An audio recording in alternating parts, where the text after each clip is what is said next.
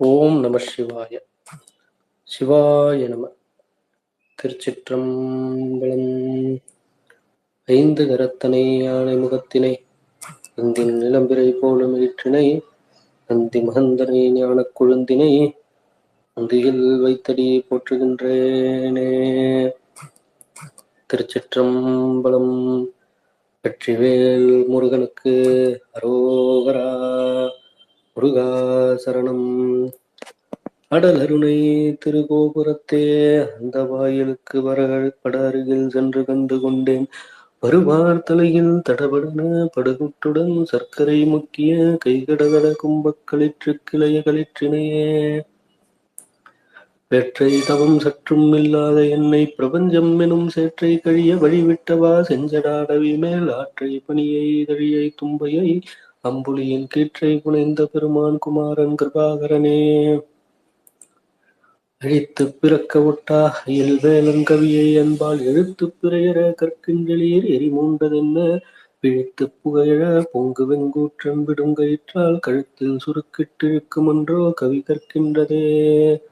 தேரணிகிட்டு புறமெரித்தான் மகன் செங்கையில் வேல் கூற நீட்டு அணுவாகி கிரௌஞ்சங்குலைந்து அரக்கர் நேரணியிட்டு வளைந்த கடக நெளிந்தது சூர்பேரணி கெட்டது தேவேந்திர லோகம் பிழைத்ததுவே.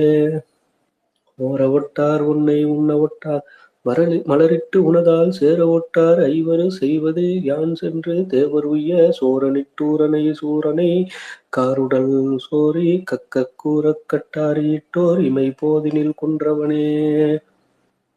திருந்த புவனங்கள் ஈன்ற பொற்பாவை திருமுலைப்பால் அருந்தி சரவணப் பூந்தொட்டிலேறி அறுவர் கொங்கை விழும்பி கடலல குன்றல சூரழ விம்மி அழும் குருந்தை குறிஞ்சி கிழவன் என்றோதும் குவலயமே.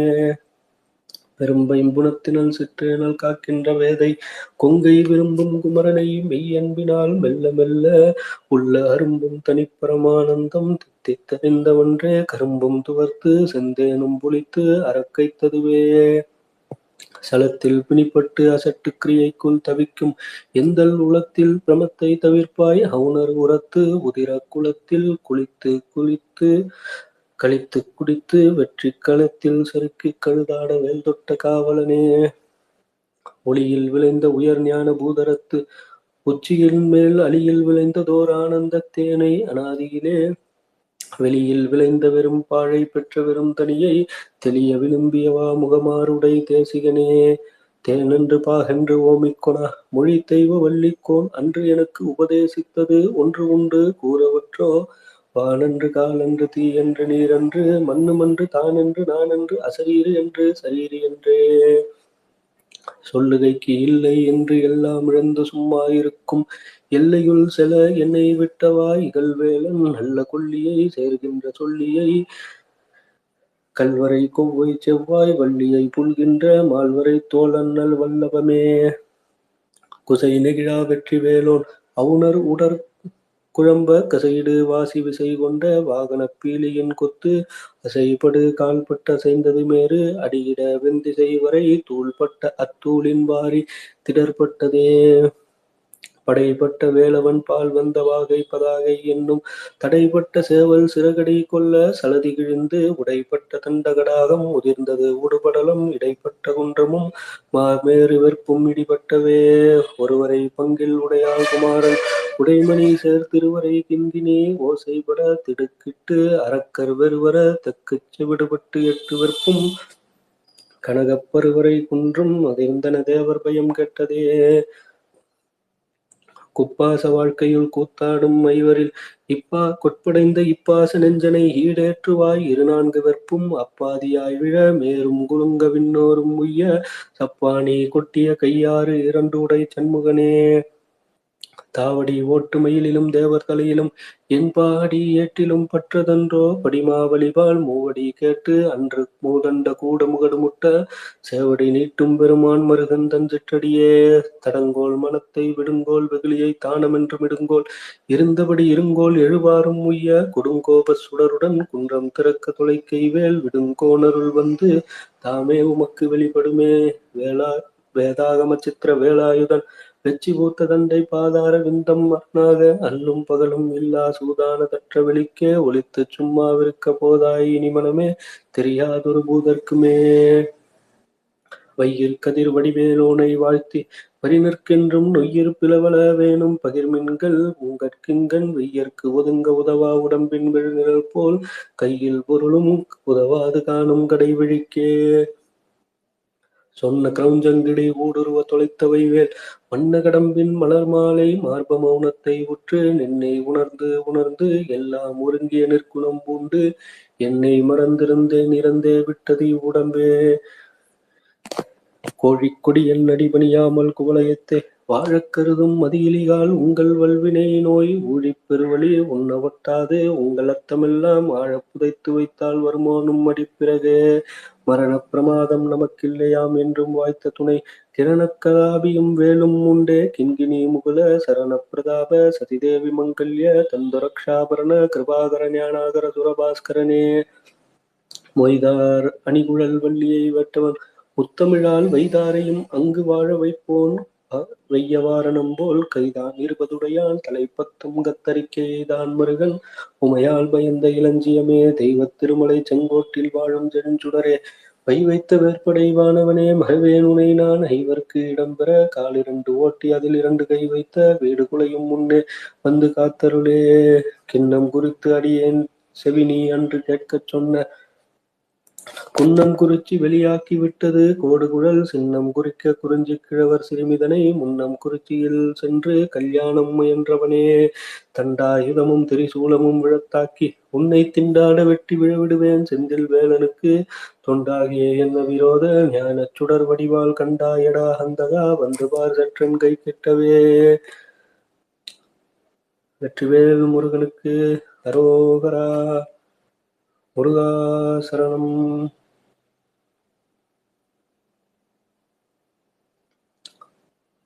சிவாய நம. திருச்சிற்றம்பலம். இன்னைக்கு தை மாசம் விசாக நட்சத்திரம். எம்பிரான் திருநீலகண்ட நாயனாரினுடைய குரு பூஜை திருநாள். சரி, இன்னைக்கு திருநீலகண்ட நாயனாரை பத்தி சிந்தனை பண்ணலாம். ரொம்ப அற்புதமான சரித்திரமாக இவருடைய சரித்திரம் நமக்கு விளங்குகிறது. சுந்தரமூர்த்தி நாயனாரால பாடப்பட்ட முதல் அடியார் நம்ம திருநீலகண்டர் தான். கொஞ்சம் வித்தியாசமான செய்தியா இருக்கும் இது. ஆமா, திருத்தொண்ட தொகையில் பாடப்பட்ட முதல் அடியார் யாருன்னு பாத்தீங்கன்னா சுந்தரரால பாடப்பட்டவர் இவர் தான்.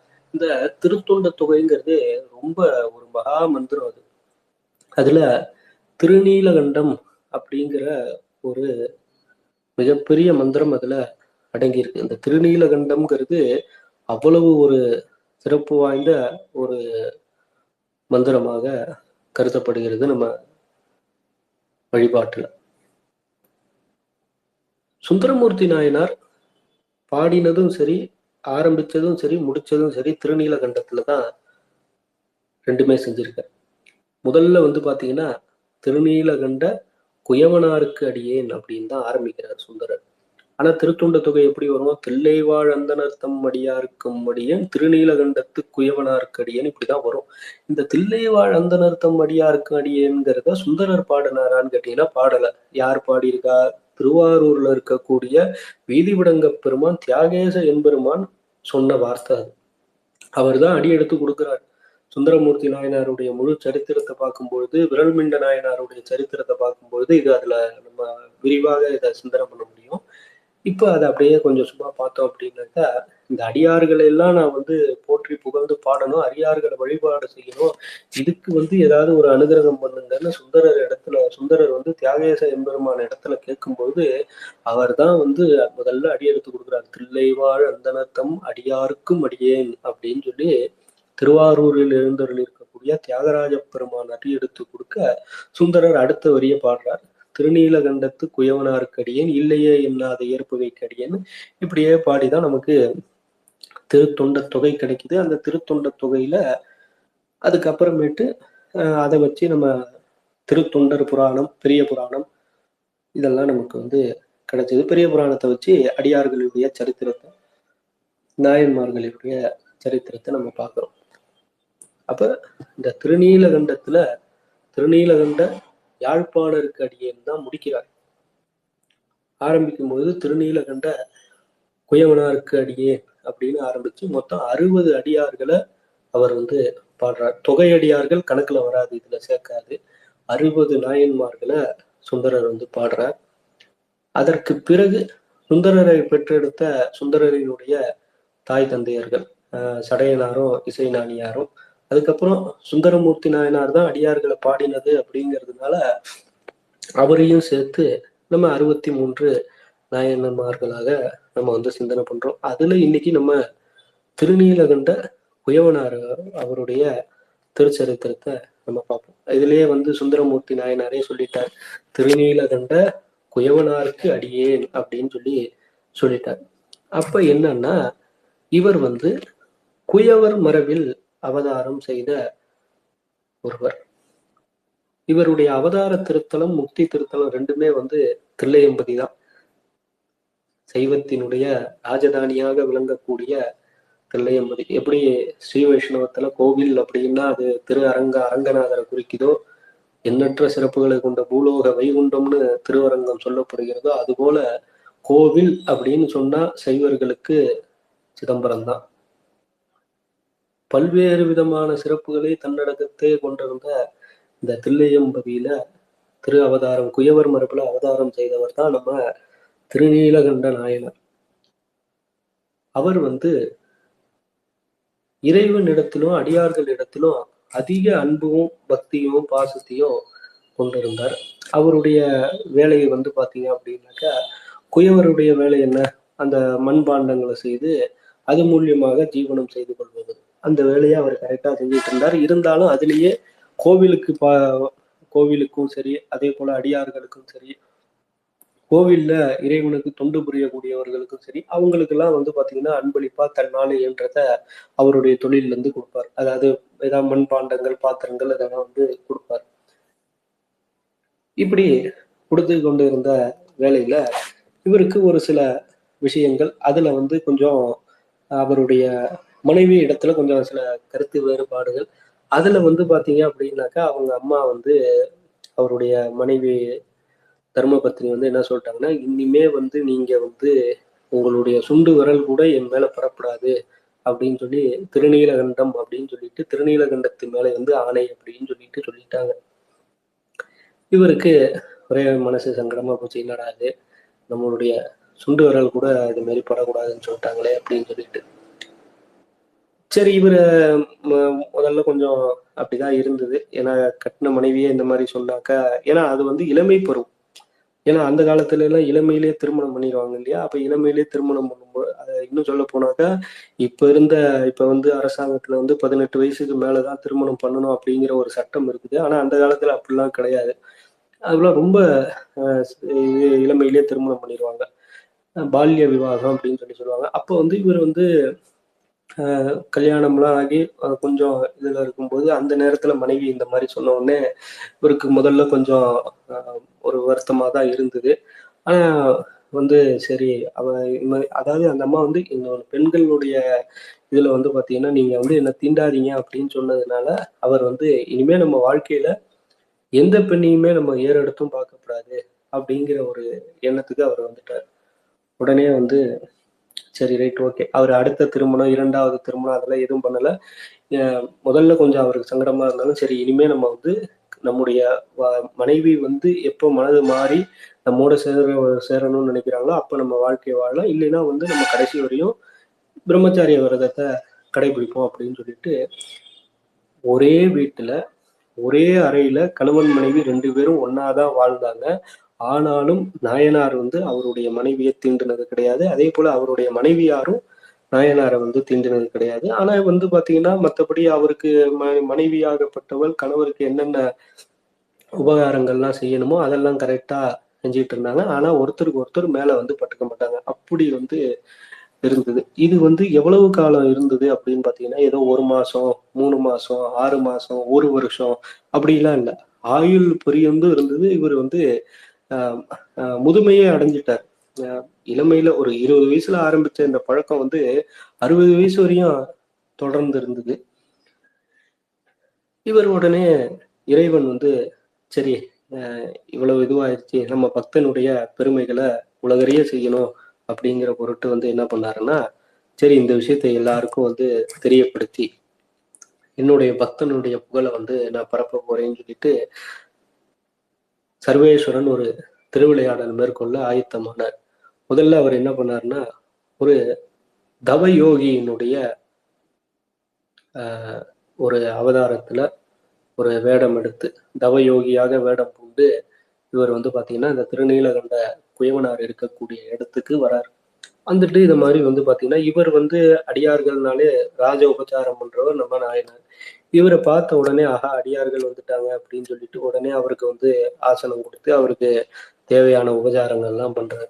அப்ப வந்து சுவாமி வந்து ஒரு திருவிளையாடல் ஒண்ணு நிகழ்த்துறாரு. என்னன்னா, இந்த மாதிரி திருநீலகண்டா இது வந்து ஒரு மிகப்பெரிய வரப்பிரசாதமானது இந்த திருவோடு.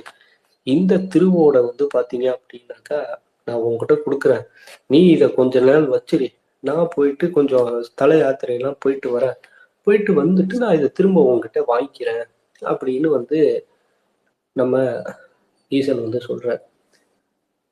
சரி, அவர் சொல்லும் போதே வந்து சொன்னாரு, இது என்னன்னா இது வந்து ஒரு அக்ஷய பாத்திரம் மாதிரி, இதுல வந்து நீ என்ன கேட்டாலும் இது கற்பக விருட்சத்தை போல என்ன கேட்டாலும் அதை கொடுக்கும். கொடுக்கறது வந்து சும்மா கொடுக்காது, அது பாட்டுக்கு அன்லிமிட்டடா கொடுத்துக்கிட்டே இருக்கும். இப்போ அந்த அந்த திருவோட்டு முன்னாடி நின்று இந்த மாதிரி எனக்கு அரிசி வேணும்னு கேட்டீங்கன்னா நீங்க அரிசி எடுக்க எடுக்க அது பாட்டு வந்துகிட்டே இருக்கும், நிக்கவே நிக்காது. அந்த அளவுக்கு ஒரு சக்தி வாய்ந்த ஒரு திருவோட இவர் வந்து பாத்தீங்கன்னா ஈசன் வந்து கொடுக்குறாரு. கொடுத்த உடனே வந்து இவரும் வந்து சரின்னு வாங்கி அதை அப்படியே கண்ணுல ஊத்திக்கிட்டு தலை மேல வச்சு வீட்டுல ஒரு பாதுகாப்பான ஒரு இடத்துல வைக்கிறார். வச்சுட்டு இறைவன் வந்து அவர் சொன்ன மாதிரியே நான் ஸ்தல யாத்திரைக்கு போறேன்னு கிளம்பி போயிட்டார். போயிட்டு கொஞ்சம் சில மாதங்கள் கழிச்சு வர கழிச்சு வந்த உடனே திரும்பியும் நாயனார் வந்து அவரை வரவேற்று அவருக்கு எல்லா உபச்சாரங்கள்லாம் பண்ணி முடிச்ச உடனே இவர் வந்து கேட்கிறாரு, எப்பா திருநீலகண்டா, அன்னைக்கு நான் உங்ககிட்ட ஒரு திருவோடு கொடுத்தேன் இல்லையா, அந்த திருவோட கொடுப்பா, அதை வாங்கிட்டு போலான்ட்டு தான் நான் வந்தேன் அங்கிருந்து. எனக்கு அதை கொடு, நான் கிளம்பணும், அடுத்து நான் இந்த வடக்கை நோக்கி தல யாத்திரைக்கு போகணும் அப்படின்னு சொல்லி அந்த அடியார் சொல்லவும் இவர் உடனே இதோ வரேன் சுவாமி, இதோ இப்போ உடனே எடுத்துட்டு வரேன் அப்படின்னு சொல்லிட்டு இவர் வந்து நேரா போய் எடுத்துட்டு போறதுக்கு போறார். போயிட்டு இவர் வச்ச இடத்துல பாக்குறாரு அந்த இதை காணும் திருவோட. உடனே மனைவியை கூப்பிட்டு கேட்குறாரு, இந்த மாதிரி அம்மா நான் இங்கே திருவோடு வச்சனே அதை வந்து பாத்தியாமா என்ன ஆச்சுன்னு. அந்த அம்மா என்ன சொல்றாங்க, இல்லைங்க நீங்க வச்சது வச்சபடியே தான் இருந்தது, நான்லாம் அது கிட்ட கூட போகல, எனக்கு அதுக்கு பத்தி சம்மந்தம் இல்லை, எனக்கு அதை பத்தி எதுவும் தெரியாது அப்படின்னு அவருடைய மனைவியார் சொல்றாங்க.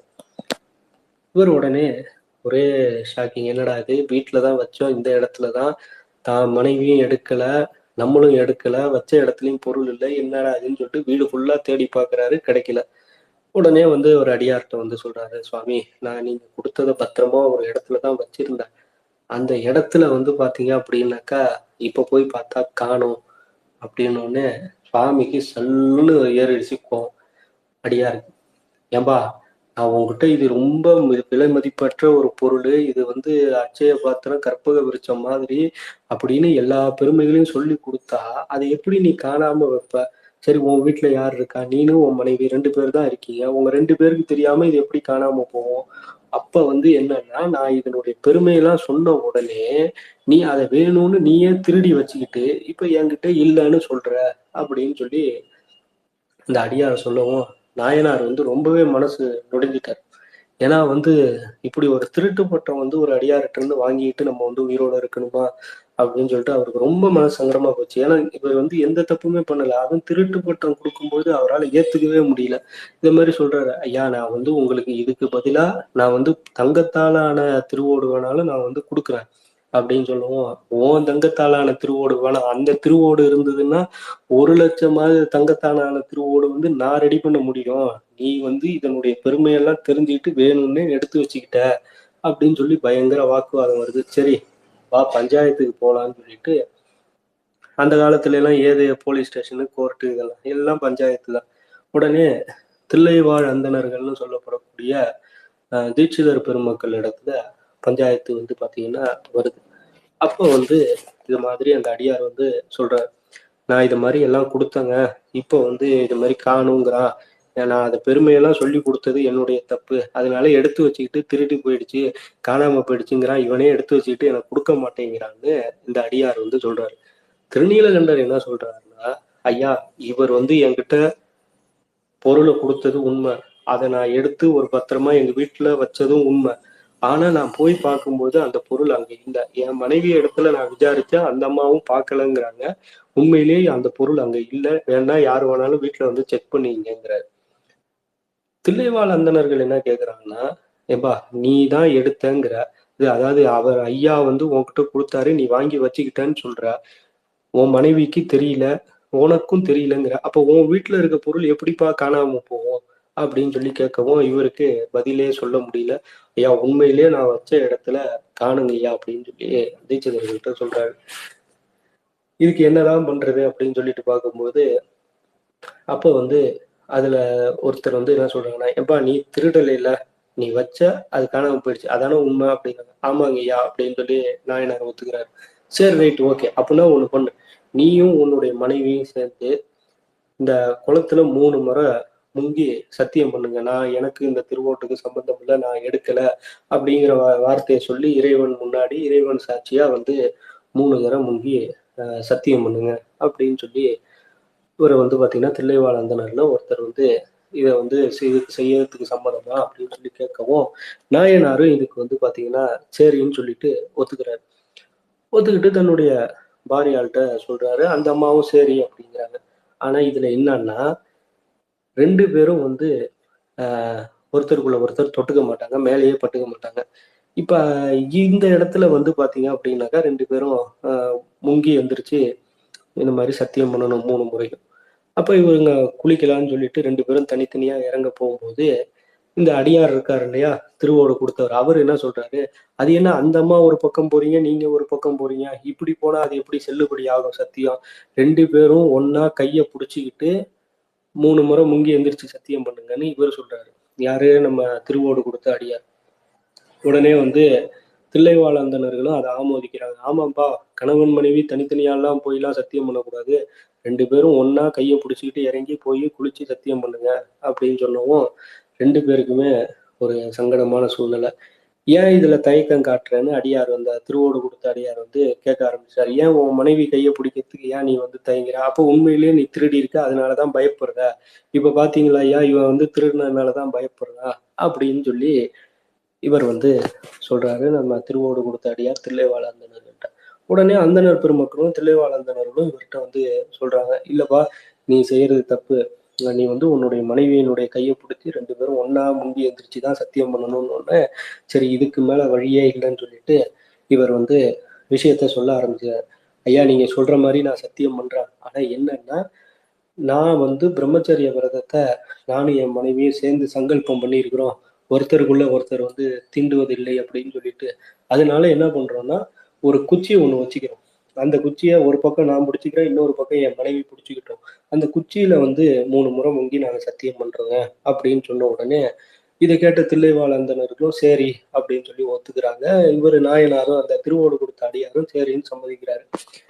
ஒரு பெரிய குச்சியை எடுத்துக்கிட்டு அந்த குச்சியில ஒரு பகுதிய திருநீலகண்ட நாயனாரும் இன்னொரு பகுதிய அவருடைய துணைவியாரும் பிடிச்சிக்கிட்டு முதல்ல வந்து பாத்தீங்க அப்படின்னாக்கா இந்த யவனேஸ்வர சுவாமி திருக்கோயிலுக்கு எதிராப்புல இருக்கக்கூடிய குளத்துல முதல் தடவையா முங்கி எந்திரிக்கிறாங்க. எந்திரிச்சு தண்ணியையும் பஞ்சபூதங்களையும், அதாவது நிலம், நீர், நெருப்பு, காற்று, ஆகாயம், இந்த பஞ்சபூதங்களையும் தில்லைவாழ் அந்தணர்களையும் இறைவனையும் சாட்சியாக வச்சுக்கிட்டு தண்ணியில முங்கி எந்திரிச்சு சத்தியம் பண்றாங்க. இது மாதிரி இந்த திருவோடு நாங்க திருடல, வச்ச இடத்துல எப்படியே இருந்த திருவோடு எப்படி காணாம போச்சுன்னு எங்களுக்கு தெரியாது அப்படின்னு சொல்லி இந்த மாதிரி வார்த்தைகளை பயன்படுத்தி முதல் தடவை சத்தியம் பண்றாங்க. திரும்ப 2வது தடவை முங்கி எந்திரிச்சு சத்தியம். 3வது தடவை முங்கி எந்திரிக்கும் பொழுது என்னன்னா, இவர்களுடைய இளமை பருவத்துக்கு வந்துட்டாங்க. அதாவது என்னன்னா, இவங்களுக்கு திருமணம் ஆகும்போது உதாரணத்துக்கு ஒரு 22 வயசுல திருமணம் ஆச்சுன்னு வச்சுப்போம். இப்ப இவங்களுக்கு 62 வயசு அப்படின்னு வச்சுக்கிட்டோம்னா, இந்த 22 வயசுல திருமணம் ஆகும்போது எப்படி இளமையா இருந்திருப்பாங்க அவங்களுடைய உடல் தோற்றம், அது மாதிரி இளமையா மாறிட்டாங்க. மாறின உடனே இந்த பக்கம் பார்த்தா அந்த திருவோடு கொடுத்த அடியார காணோம். வானத்துல வந்து பாத்தீங்கன்னா சுவாமி வந்து ரிஷபாரூடராக திருநீலகண்டருக்கும் அவருடைய மனைவிக்கும் தில்லைவாழ் அந்தணர்களுக்கும் மற்றும் அங்க கூடியிருந்த அத்தனை பேருக்கும் வந்து பாத்தீங்கன்னா ரிஷபாரூடராக காட்சி கொடுத்து இந்த விஷயத்த வந்து பாத்தீங்கன்னா சொல்றார், திருநீலகண்டா உன்னுடைய பெருமை இந்த உலகத்துக்கு தெரியணுங்கிறதுக்காக தான் இப்படி ஒரு திருவிளையாடல் நடந்தது. நீ வந்து ஒரு சங்கல்பத்தினால பிரம்மச்சரிய விரதம் மேற்கொண்டு இவ்வளவு காலங்கள் வந்து அந்த விரதத்தை கடைபிடிச்சிருக்கிற, அதனால நீ வந்து இல்லறத்துல வாழ வேண்டியது இருக்கு. அதனாலதான் உனக்கு இந்த இளமையை திருப்பி கொடுத்தேன். நீ வந்து இல்லறத்துல நல்லபடியா வாழ்ந்து உன்னுடைய மனைவியோட சேர்ந்து வந்து கைலாயத்தை அடைவாய் அப்படின்னு சொல்லிட்டு இறைவன் ஆசீர்வாதம் பண்ணிட்டு கைலாயத்துக்கு போற.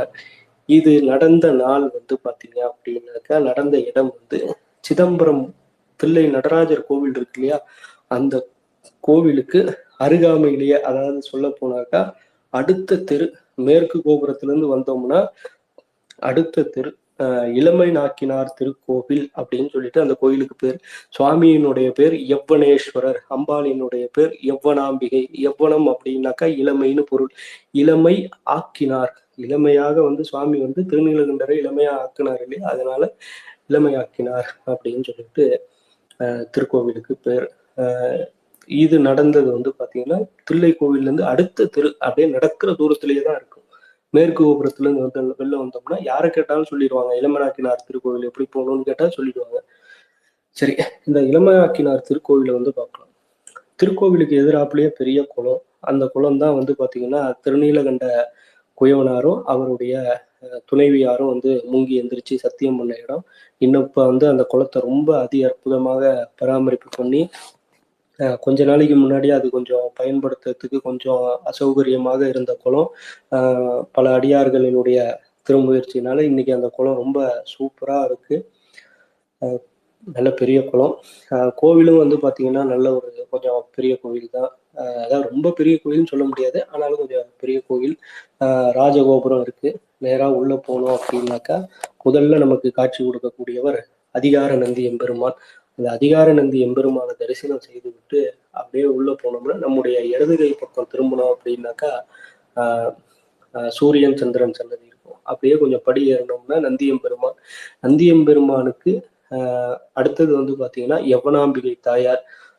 ஒரு 2 அடி இருப்பாங்க அம்பாள். ரொம்ப 4 திருக்கரங்களோடு 2 அடியில அம்பாள் வந்து ரொம்ப அதி அற்புதமான ஒரு தரிசனம். அம்பாளை முடிச்சுட்டு சுவாமியை பார்த்தோம்னா சுவாமி வந்து ரொம்ப குழந்தை மாதிரி இருப்பார். அதாவது வந்து பாத்தீங்கன்னா ரொம்ப பெரிய மூர்த்தம் கிடையாது சுவாமி யவனேஸ்வரர், சின்ன மூர்த்தம் தான்.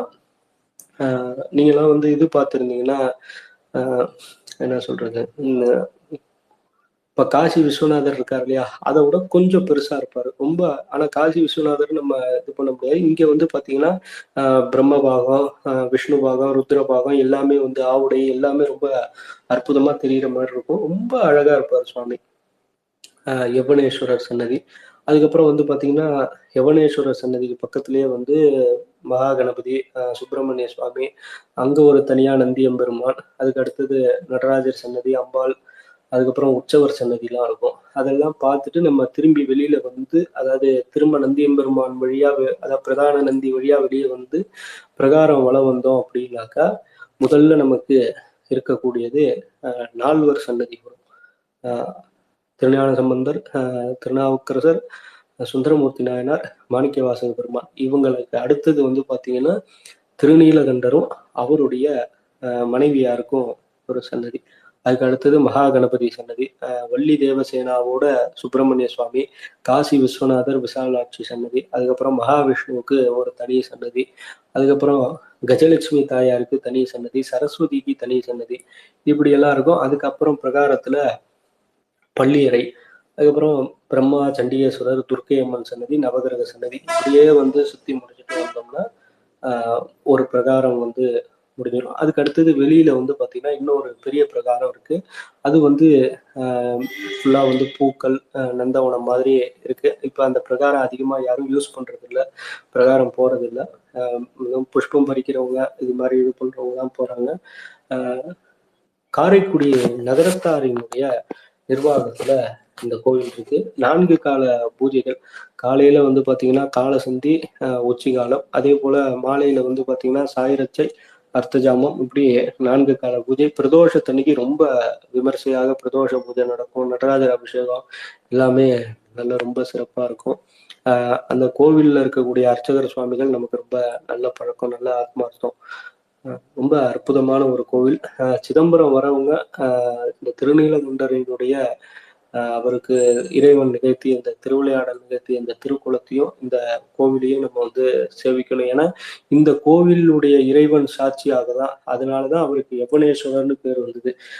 அவருடைய சாட்சியாக தான் திருநீலகண்ட நாயனார் குளத்துல முங்கி எந்திரிச்சாரு. ரொம்ப அற்புதமான ஒரு திருக்கோவில். சிதம்பரம் வரவங்க அவசியம் இந்த கோவிலையும் பார்க்கணும். இது தவிர்த்து சிதம்பரத்துல நிறைய சன்னதிகள், பார்க்க வேண்டிய திருக்கோவில்கள் நிறைய இருக்கு.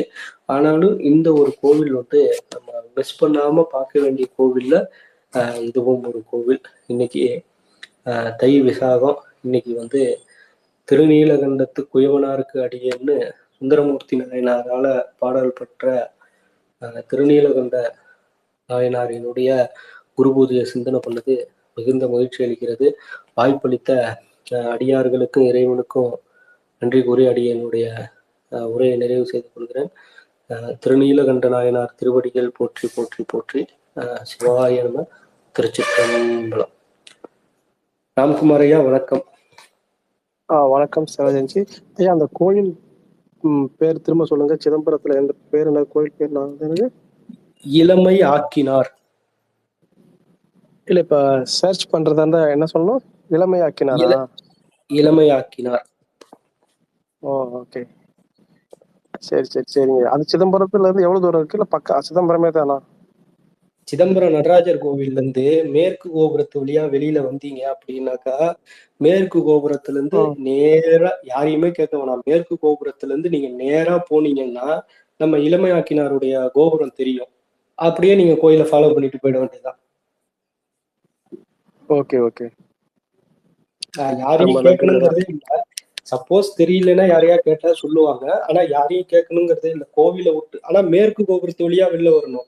வேற இந்த கிழக்கு தெற்கு வடக்குலாம் வந்தா சரியா வராது. மேற்கு கோபுரத்து வழியா நேரா வெளில வந்தீங்கன்னா காசு கடை தெருன்னு ஒரு தெரு வரும். அந்த தெரு வழியால போனீங்கன்னா உங்களுக்கு இடது பக்கத்துல கோவில் கோபுரம் தெரியும். பார்த்தா அப்படியே போயிட வேண்டியதுதான். சரிங்க. இல்ல, ஆக்சுவலா நீங்க சொன்ன மாதிரி பிரிந்த கணவன் மனைவிகள், இல்ல கணவன் மனைவிக்குள்ள சண்டை பிரச்சனைகள் இருக்கிறது எல்லாருக்குமே இந்த கோயிலுக்கு போய் சாமியை தரிசனம் பண்ண நல்லது அப்படின்னு போட்டிருக்காங்க. அதுதான். அது மாதிரி திருநீலகண்ட நாயனாரோட வரலாறையும் அருமையா சொன்னீங்க ஐயா. ரொம்ப, அதாவது ஒரே ஒரு வார்த்தை சொல்லிடுறேன். சிவனடியார்ல இருந்துட்டு அந்த திருநீலகண்டம் அப்படின்னு சொல்லிட்டு அவர் ஆணையாக, சரி நீ நான் உன்னை தொடமாட்டேன் அப்படின்னு சொல்லி அதைப்படி வாழ்ந்தவங்க 2 பேருமே. இத்தனைக்கும் அவங்க இளமையில கல்யாணம் முடிச்சு இளமையிலேயே சரி மனைவி சொல்லிட்டா இறைவன் சாட்சியாக நீ என்னை தொடக்கூடாது அப்படின்னு அவங்களுக்கு அந்த வரலாறு இப்ப ஐயா சொன்னாங்க. ஆனா அது சொல்றது பெருசுல, அதன்படி 2 பேருமே வாழ்ந்தாங்க. இன்னொன்னு, அந்த அம்மாவும் சரி சரி இதுக்கப்புறம் போய் வெளியில போயிட்டு இந்த எங்களுக்குள்ள சண்டையை வெளியில யார்ட்டையும் சொல்லவும் கிடையாது. அதுதான் முக்கியம். அவரும் சரி அந்த அம்மாவும் சரி மற்றவங்க கிட்ட யாருக்குமே தெரியாது. குடும்பத்துல இருக்கவங்களுக்கும் சரி, வெளியில ஊர்க்காரங்களுக்கும் சரி, இவங்க 2 பேருக்குமே இந்த ஒரு பிணக்கு இருக்குங்கிறது, இந்த சண்டை இருக்குங்கிறது தெரியாது. ஸோ ஒரு கணவன் மனைவியாக எப்படி வாழ்ந்தாங்கிறது இங்க ஒண்ணு, அது பக்தி நெறியில வாழ்ந்தாங்கன்னு ஒண்ணு. இறைவனா சொல்லலைன்னா யாருக்கும் தெரிஞ்சிருக்காது. ஸோ அந்த சரி இறைவன் ஏன் சொல்றாரு அப்படின்னா, இவர் எவ்வளவு நாள் தான் வெயிட் பண்ணுவாரு, இவரோட பக்தி எவ்வளவு இருக்கு, அந்த வாக்குப்படி எப்படி வாழ்ந்தாங்கிறதான். இப்ப இதுல படி பாத்தீங்கன்னா அவர் சிவபெருமான் வழிபடுறாரு, செய்யறாரு, அதன்படி வாழ்ந்தாங்க. வேற எதுவுமே அவர் பண்ணல. யாகம் பண்ணல, யோகம் பண்ணல, எதுவுமே பண்ணல. ஆனா அந்த அறநெறியோட வாழ்ந்தாங்க. அந்த அறநெறியும் பக்தி நெறியும் கலந்து வாழ்ந்தாங்க. அதனாலதான் நாயன்மார் ஆக்குறாரு இல்லைங்களா?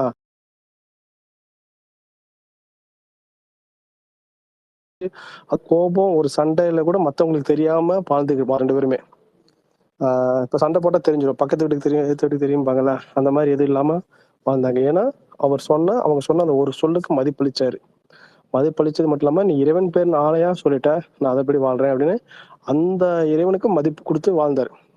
மத்தபடி சரி நீ இல்லையா, சரி நான் வேற ஒருத்தரை பாக்குறேன், நான் இல்லையா நீ வேற ஒருத்தரை பாக்குறேன்னு அப்படி யாரும் 2 பேருமே வாழல. 2 பேருக்குமே அன்பும் ஒரே இதுல வாழ்ந்தாங்க.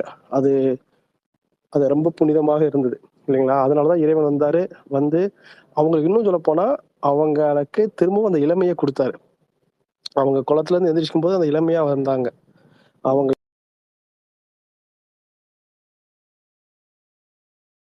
வந்து கொடுத்தார்.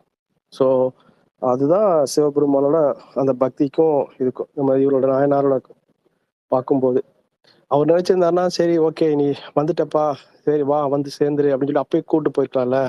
அப்படி கூப்பிடவும் கிடையாது. இன்னொன்னு அவருடைய இளமையும் கொடுத்து அதை அனுபவிச்சுட்டு வா. ஆனா அப்படிங்கிறதே உலகத்துக்கு காமிச்சாரு.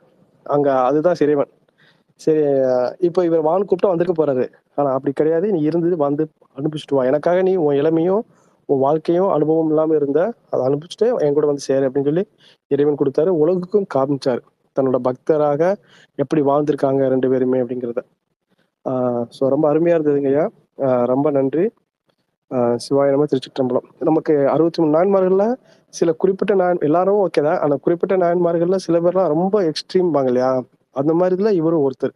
அது வார்த்தையால விவரிக்க முடியாது. நீங்க சொல்றது ஈஸி. அந்த உணர்வுகளோ இதுவும் அது ரொம்ப இது அப்படி வாழ்ந்தது ரொம்ப அதுதான் உண்மையில தவம். யோகிகளால் கூட வாழ முடியாது. விஸ்வாமித்திரால் வாழ முடியாது இல்லையா? மேலே பார்த்துட்டு வாழ்ந்தாரா? இல்ல. ஆனா இவரு கூடவே இருக்கிறாங்க. ஒரே வீட்டுல இருக்கிறாங்க. இருந்து வாழ்றதுங்கிறது பெரிய விஷயம். அது அது திருலையில கண்ட நாயனாரு வாழ்ந்து காமிச்சாரு. ரொம்ப நன்றிங்க ஐயா. சிவாய நம. திருச்சிற்றம்பலம்.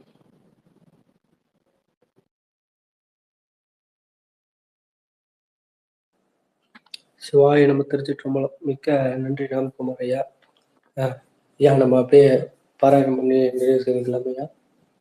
கண்டிப்பாங்க ஐயா. சிவாய நம. திருச்சிற்றம்பலம். வான்மிகில் வளாது பெய்க மலிவளம் சுரக்க மன்னன் கொன்முறை அரசு செய்க குறைவிலா உயிரில் வாழ்க நான்மறை அறங்கள் ஓங்க மேன்மைக்கோள் செய்வ நீதி விளங்குக உலகமெல்லாம். திருச்சிற்றம்பலம். தென்னாடுடைய சிவனை போற்றி எந்நாட்டவர்க்கும் இறைவா போற்றி ஆரூரமர்ந்த அரசே போற்றி சீரார் திருவையாரா போற்றி அண்ணாமலை மன்னா போற்றி கண்ணாறு முத கடலே போற்றி பராய்த்துறை மேவிய பரனே போற்றி சிராப்பள்ளி மேவிய சிவனே போற்றி குற்றாலத்தையும் கூத்தா போற்றி கோகலி மேவிய கோவை போற்றி தென்தில்லை மன்றினுள் ஆடி போற்றி இன்று என காரமுது ஆனாய் போற்றி அறம் தவிர்க்கும் அருளும் ஆதி வாழ்க சூழரும் துன்பம் துடைப்போன் வாழ்க குவளை கண்ணி கூரன் காண்க அவளும் தானும் உடனே காண்க ஒருவன் என்னும் ஒருவன் காண்க அற்புதன் காண்க அநேகன் காண்க ஆடக மதுரை அரசே போற்றி கூடல் இலங்கு குருமணி போற்றி ஏகம்பத்துரை ஏந்தாய் போற்றி பாகம் பெண்ணுரு ஆனாய் போற்றி காவாய் கனக திரளே போற்றி கைலே மலையானை போற்றி போற்றி ஏகவில்வம் சிவார்ப்பணம் நற்றுணையாவது நம சிவாயவே. திருச்சிற்றம்பலம். ஓம் நம சிவாய்.